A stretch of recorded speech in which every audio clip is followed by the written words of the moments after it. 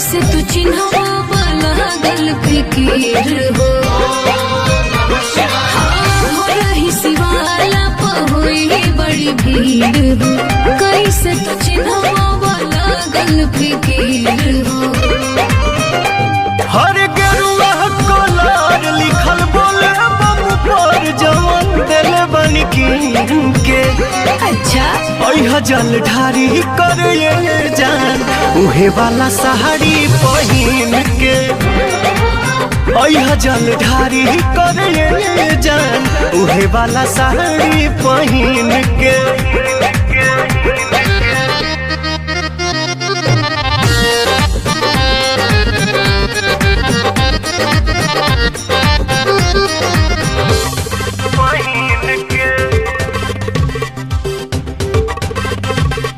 वाला पहिन के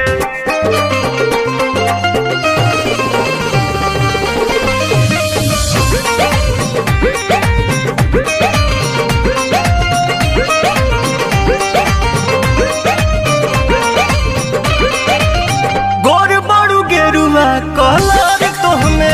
खुली कहली हटी कर गरी चंदन के गुली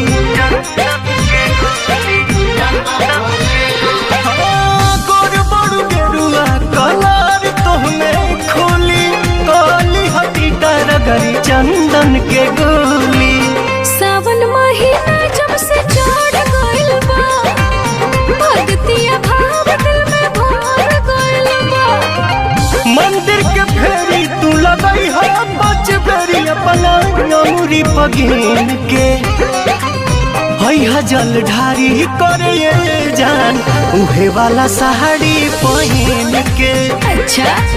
हैया जल ढारी करे जान उहे वाला साड़ी पहिन के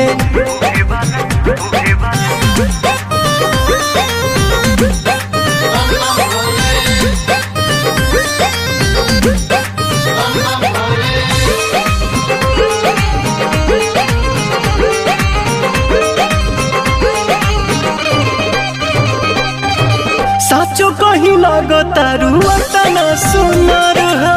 भोला कोरस के हु के लागे ना नजर हो